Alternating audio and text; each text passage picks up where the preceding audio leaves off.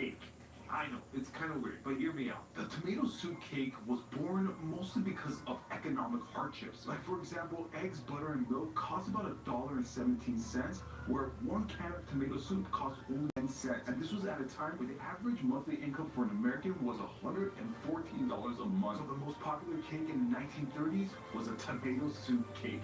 Brian, we are in 1930, and this one's a little bit interesting because in front of us we have a tomato soup cake. This was an actual thing. And the reason why they had this in the 30s is because like things like eggs, butter, and milk were too expensive. People would just make it with tomato soup to replace those ingredients. And it's a Great Depression. They didn't have much to work with. They had to work with tomato soup. Cheers. Cheers, Yeah, it sounds gross. Tomato soup cake? That sounds gross. Yeah, I'm gonna throw up.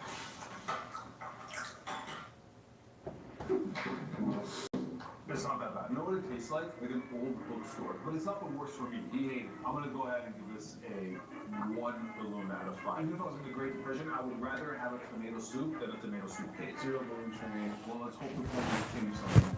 We're headed to the decade where color television was invented. 1940. Unlike the other decades, in 1940, we're at the peak of World War II, and everything changed. And one of the more obvious ones was because many families had loved ones serving in war and couldn't attend these birthday parties. Another reason was because of the limited supplies of party materials. During the war, factories prioritized military production over non-essential items. And the reason it was called a victory cake because it was an initiative aimed to foster a sense of patriotism. Also, the US government really promoted this recipe because it didn't use sugar or butter. Instead, it replaced it with shortening and corn syrup, and this was just to ensure that there was a sufficient supply for military needs. So for 1940, the popular birthday cake was a victory.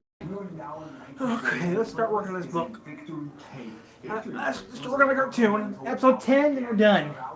Then I gotta work on another cartoon. The newspapers at the time would show different recipes to try at home, and one of them was this victory cake, and these were actually made for birthday parties. They didn't love the message behind it, but they liked it. Let's see if it tastes like a victory. Cheers, dude.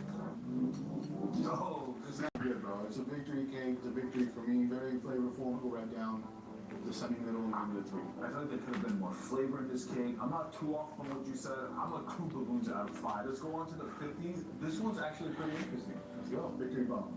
We're now in the decade when McDonald's was founded, 1950. We're now in the 1950s, and there's a huge boom in home baking. And this is mainly thanks to the U.S. economy flourishing at the time. More families had disposable income and financial stability, which allowed them to invest in more modern kitchen appliances. And one of the more popular appliances was actually invented in 1950, and it's the Bundt cake pan. This unique looking pan made it so any cake that you bake just looked elegant and professional with very little effort because it was just the mold that did all the work. And therefore the most popular birthday cake in the 1950s was the Bundt cake.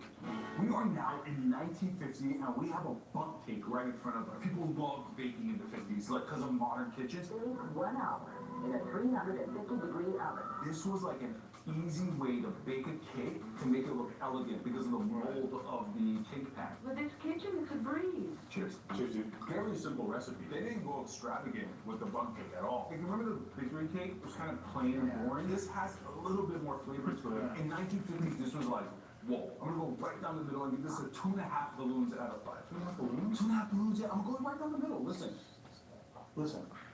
This is the Bundt cake, bro. It's still around today. I'm giving this 4 balloons. I'm still sticking to my 2.5 balloons. Let's go over to the 60s. We're headed over to the decade where Etch and Sketch was invented, 1960. In 1960, the cake that really took over was the carrot cake because it was often touted as a healthier dessert because of its inclusion of carrots. Yeah, and you heard me right. They thought the inclusion of carrots made it healthier. I guess they're not wrong, but it's still a cake at the end of the day. Also, another reason they use carrots in cakes was, if you guys remember, in World War II, there was sugar rationing. So bakers used naturally sweet ingredients, and one of them happened to be carrots, and it worked really well. All right, we're in the 1960s. What do we got here? Now we got it. They made a lot of carrot cakes, especially for adult birthdays, because they thought it was like a healthier option. Our nickname when I was a little kid was like Little Rabbit. I do love carrots, dude. Carrots are sweet, so it kind of works with the cake. It's just weird putting a vegetable in the cake. You remember the tomato soup? That tomato soup is weird. But tomatoes are fruit. Tomatoes are fruit. Tomatoes are fruit.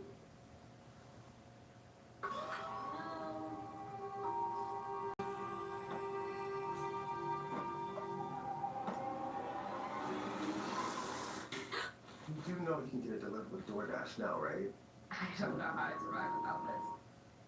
For the acute treatment of migraine with or without aura in adults, Nurtec ODT can provide relief in 2 hours, which can last up to 2 days. Don't take it allergic to Nurtec ODT. Allergic reactions can occur even days after use. Get help right away for trouble breathing, rash, swelling of face, mouth, tongue, or throat. High blood pressure and Raynaud's syndrome can occur. Get help for high blood pressure, numbness, coolness, pain, or color changes in fingers and toes. Common side effect is nausea. Ask your doctor about Nurtec ODT. Like a good neighbor, State Farm is there. I was gonna say that.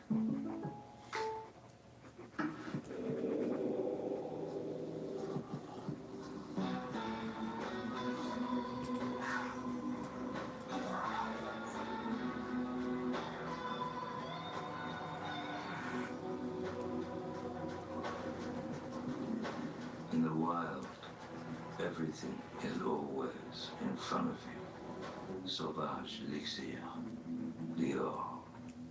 At Mace's, the fragrance destination. Fact check me on that one. Are you feeling healthy, my friend? I'm already feeling healthy. Happy birthday. Cheers. Somebody who used to be called Little Rabbit. That's so good. I'm gonna go ahead and agree with you and say 3 balloons out of 5. I think it's a solid cake. Tastes delicious. Going to the 70s. Let's go. Yeah, let's go. Let's go. We are now in the decade where emails was invented. 1970. We've officially made it to the 1970s, and things got a little bit weird because people now are starting to bake cakes with 7-Up soda. Not only did it make the cakes more lemony flavor, but the carbonation acted as a leavening agent, so you didn't need baking soda or baking powder. Also, 7-Up cakes became so popular that drink manufacturers noticed this and started publishing recipes that used their beverage as a critical ingredient. And that's just called a smart business move. So in 1970, the popular birthday cake was the 7-Up cake. Ryan, do you know what cake this is? Scooby Doo cake? I don't know. What is it? 70s? The groovy cake? It is a 7-Up cake. Disco parties were huge, and a lot of people wanted to bring some sort of cake. And the easiest thing to make was the 7-Up cake. Also, pinata started gaining a lot of traction in America. I had pinata. Let's go ahead and try this 7-Up cake and see if it tastes like 7-Up.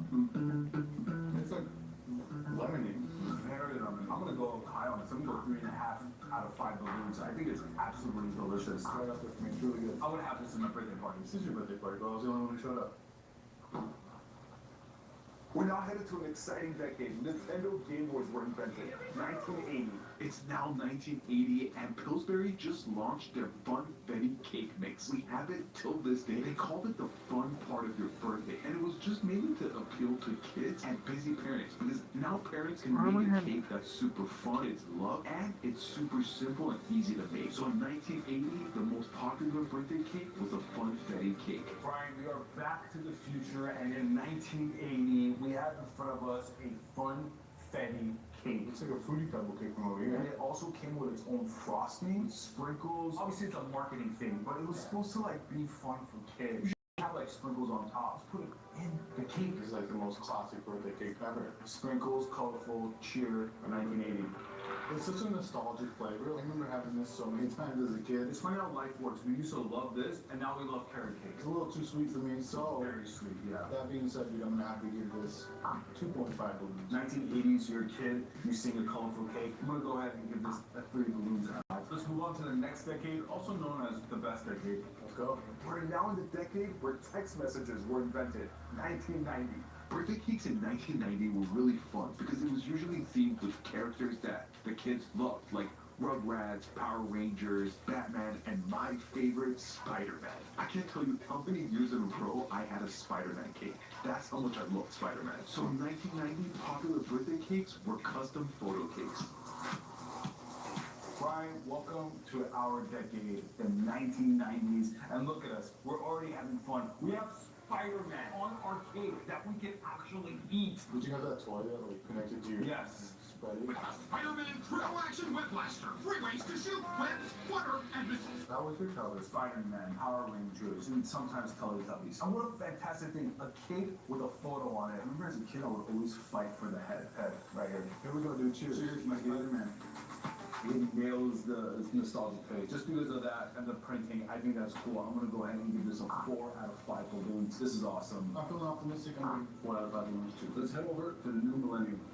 We're headed to the birth of the smartphone era, and this is where iPhones were invented, the 2000s. Now made it to the new millennium, the 2000s, and surprisingly, cupcakes took over this decade, largely thanks to TV shows like Sex and the City and even Cupcake Wars. Also, the now popular cupcake shop called Sprinkles just opened, so cupcakes were definitely having their moment during this decade. Because of all these contributing factors, people started having cupcake towers for their birthday parties. They're also so easy to make, and it doesn't take a professional to get it right. And that's why it attracted so many people choosing cupcakes for their birthdays. So for the 2000s, the popular birthday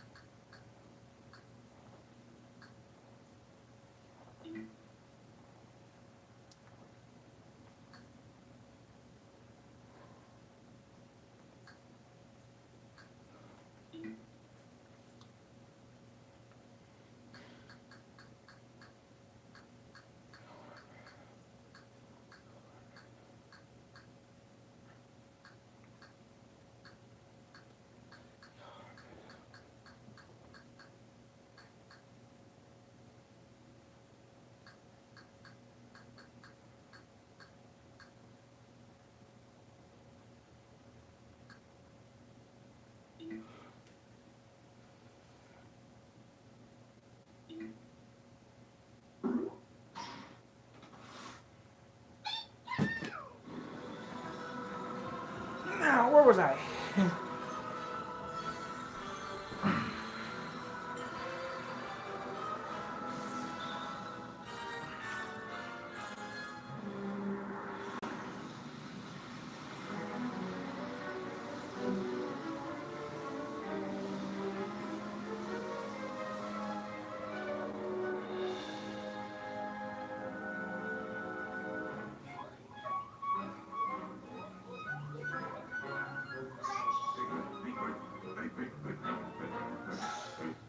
Please wait for us, Princess Nancy!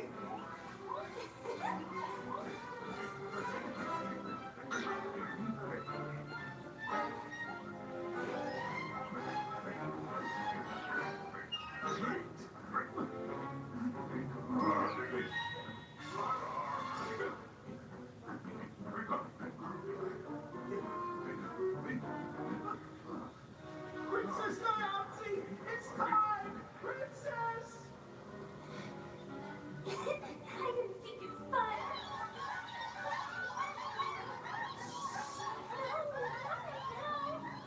Princess Nancy! You found me. I'm not playing, Princess! It's almost time for you to...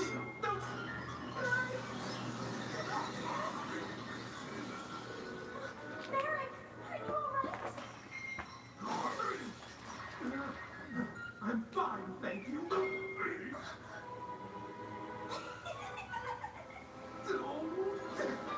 This is no time for giggling! Princess!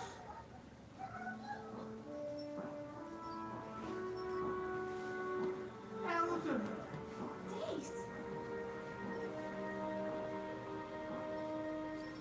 Now, Princess! Yeah, I'm not watching that. That's something I'm not into. That doesn't seem like... I'm gonna stick with Ice with Truckers. I'll stick with Ice with Truckers or Outback Truckers.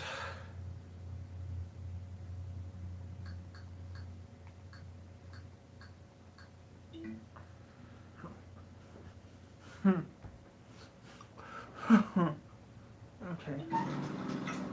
Let's rewrite this over here, but... a fresh battery. They're back. back in business.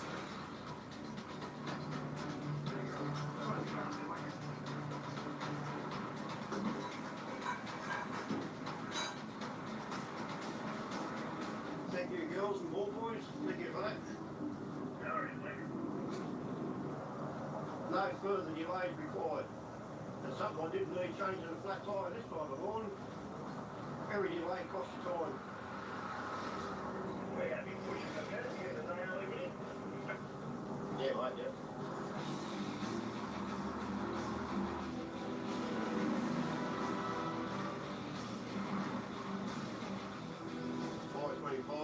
About 15 k's out of Tamworth. A little bit of fine time because that changed the tyre. They've reached the edge of town. Circus is coming to Tamworth.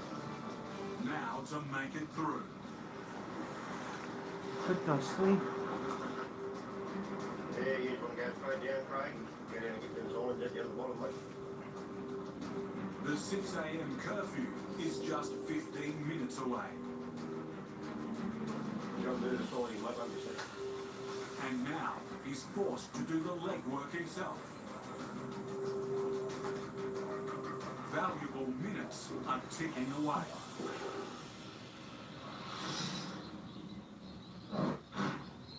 Daybreak, Central Australia.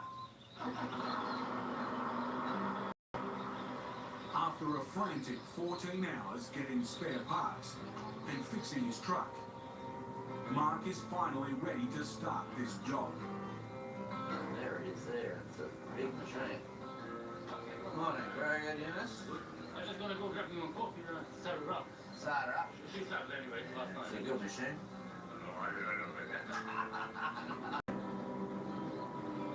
Originally from Montenegro, Eunice Hodrich has a new Opel lease 200 kilometers south, where he's keen to try his luck. I was down here for PE. Didn't do any good, so I'm gonna try down there. For a one-man mining team, there's no better. You're having nothing to listen to.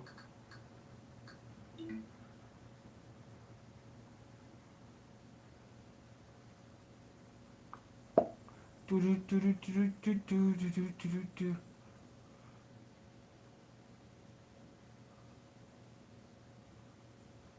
At 5:30 in the morning on July 16th.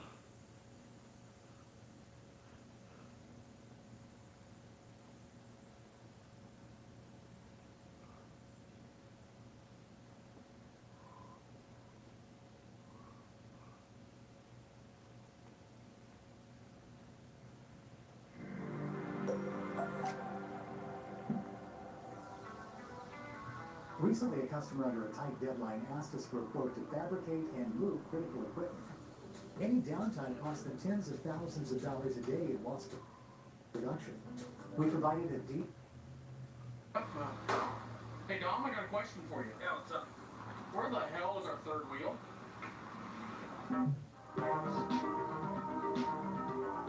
Guys, it has been pretty hectic around here. We have been working on the Cummins Swap Mustang like crazy. Look at her. She is all jacked up at the moment. And we've also been working on our Ford Raptor. And if you did not know, I am trying to build my absolute dream shop for us to build awesome projects like this and anything else that we're crazy enough to build in the future. Now, there is a couple things you do need to build an awesome dream shop. First thing, you need a 95 horsepower jack. Second thing, you need a place to put your awesome dream shop. Think we got that handled. And third thing is you need an awesome military dump truck. It doesn't really have to be military, but in our specifications, I can think of all the possibilities why it should be a military dump truck. You might be saying, that's going to be hard to find, Weston. I actually found one. And needless to say, I contacted the guy. I was talking to him, and he said, you want this truck, you better get down here pronto, because there's another guy that's going to be on his way to get it tomorrow. So...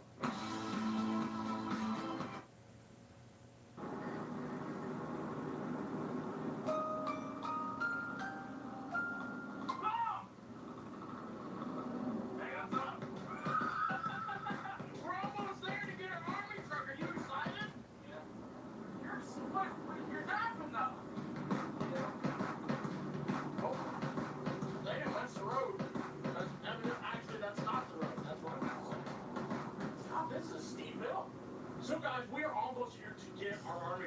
Now let me say, we're probably just gonna have to leave you guys in the truck. Hopefully we can get us an army truck. I guess we'll see here. We've done a very big thing. We have bought a massive. Now look at this thing. This thing is gorgeous. This thing is beautiful. This thing doesn't run. What are you poking holes in my plan? Hey, who said you ever had to buy a truck that runs? That is just overrated. Buy you one that don't run, and you have so much more fun with it. You know what? Just because it doesn't mean it's not a good truck. That's why we brought the trailer with us. We bring insurance with us. That trailer is like a big insurance policy. Until we break it in half because it's too heavy. That is a good point. This thing is very, very big. So hopefully we don't break our trailer in half when we try to load it.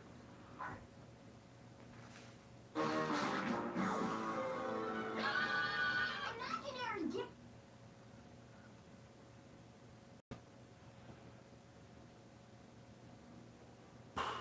Apology bargain.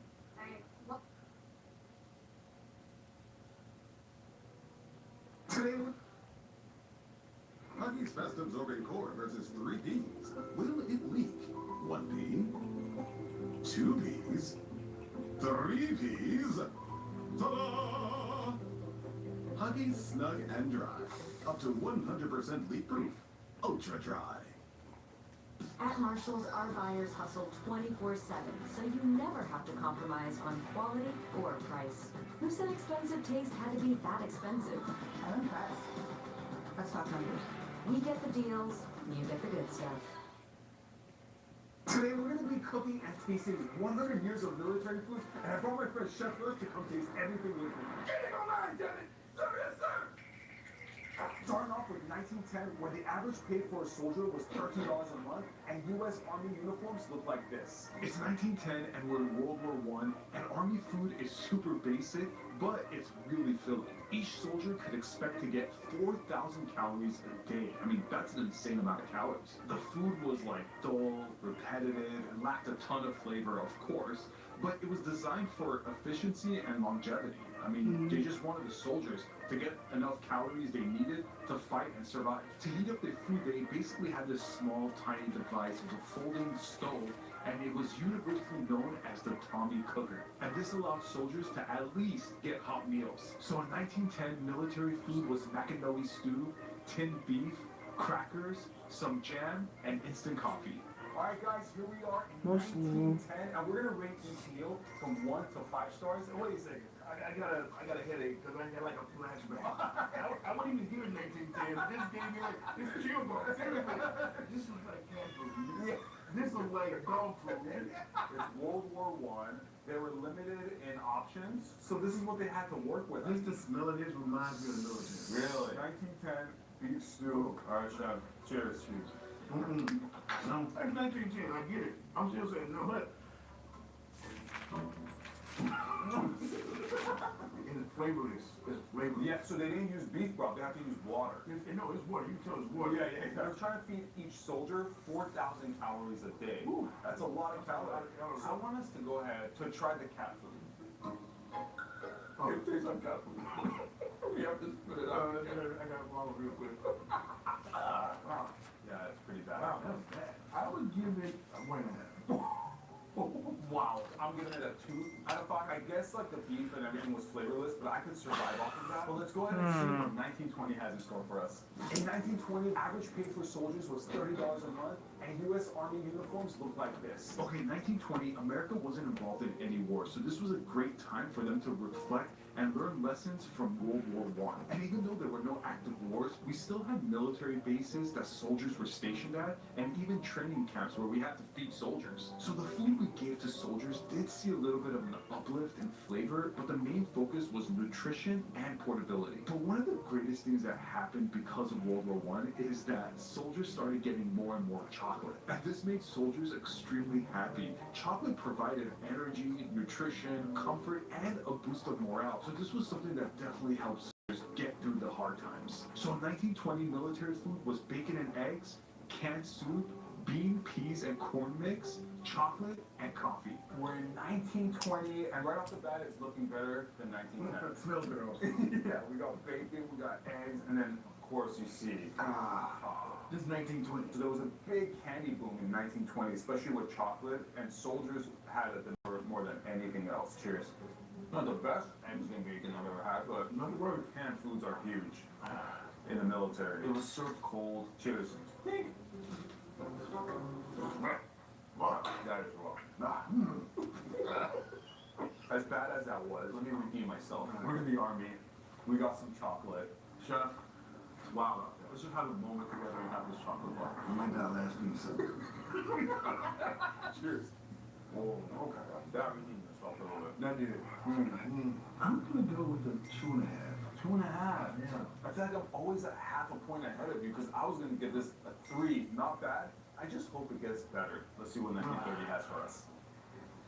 We're now in 1930, where the average pay for a soldier was $21 a month. Yeah, it went down. And U.S. Army uniforms look like this. It's 1930 and C rations were just developed. And if you're thinking to yourself, what are C rations? Well, rations are special packs of food that soldiers would get designed to give them enough energy and nutrition. So there were different types of rations. There was A ration, B ration, and even K ration. And these were for soldiers in different types of situations. Sometimes they would include kitchen tools to help you make your food. Like this can opener, it's called the P38 can opener, and it's super tiny and portable, and I could see why they would give this to soldiers. And these rations wouldn't always just come with food. They would include guilty pleasures like a cigarette and, you know, sometimes even a magazine. So in 1930, military food was GI stew, canned bread, canned fruits, tobacco with rolling paper, and powdered lemonade. We're in 1930, and I thought it was gonna get better, but we went backwards. We have GI stew here. Basically, it's corned beef hash with vegetables, and then we put the crackers in there. It smells bad. Talk about GI, Chef. Were you a GI Joe fan?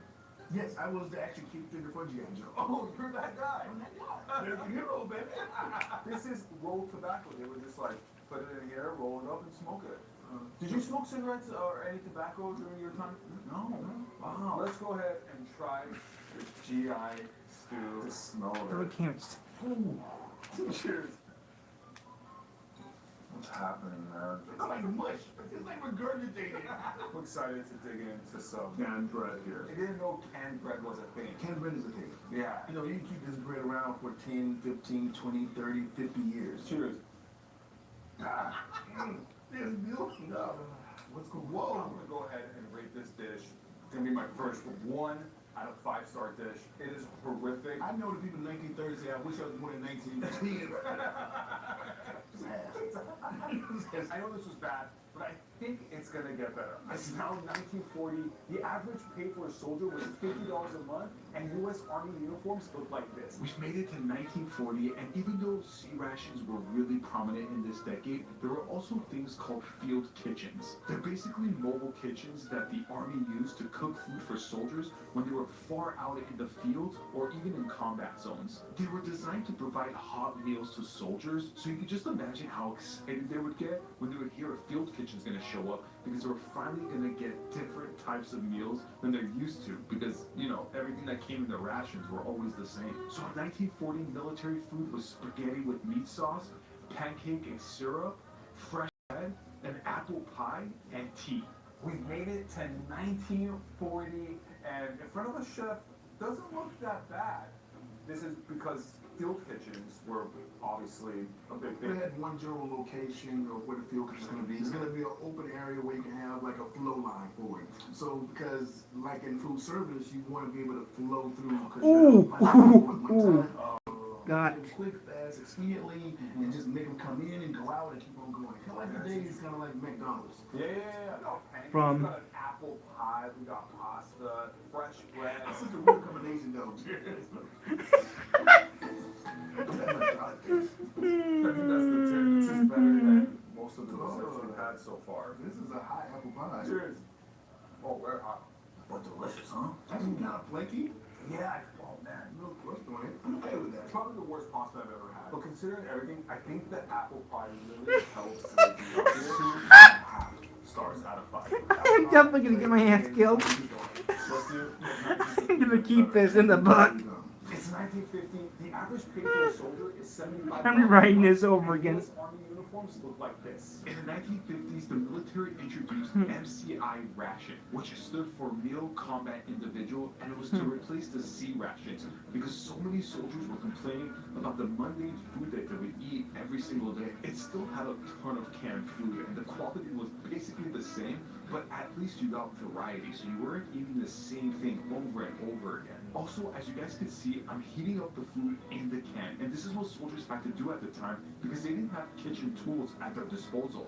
I mean, this was also harmful to do. I mean, you got chemical leaching, metal toxicity from the cans, so it wasn't ideal, but they gotta work with what they can. So in the 1950s, military food was bean and sausage, peanut butter, crackers, canned chocolate pudding, and powdered milk. We're in 1950, and I just feel like these things are getting worse. You see what's in front of us? What is it?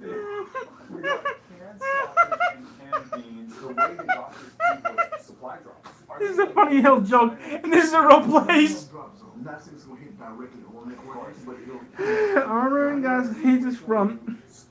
And this is a real place. I'm making this. So this is a real place. You didn't get what you needed? Yeah. Wow. Well, let's go ahead and try this delicious. It looks horrible. Cheers. Oh my goodness. They also did canned chocolate pudding. Let's try that. Cheers.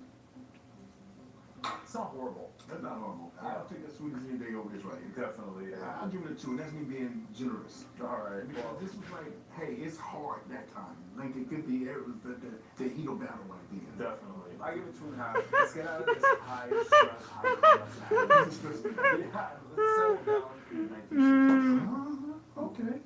It's 1960, and the average pay for a soldier is $83 a month. In U.S. Army uniforms look like this. It's 1960 and we're at the peak of the Vietnam War, and MCI rations was still a thing, but the military started exploring dehydrated and freeze-dried meals. It was super light to carry, and all you had to do is just throw in some boiling hot water, mix it up, and just wait for it to be done. But in a minute here, you're about to see why freeze-dried meals weren't any better than canned goods. Another thing that the soldiers would receive in the Vietnam War were care packages from home. Things like their favorite snacks and even homemade cookies. I mean, as a soldier, if you're in war and you get that, I can't even imagine the boost of morale that has. So in the 1960s, military food was freeze-dried meals, homemade cookies, Cheez-Its, and hot chocolate.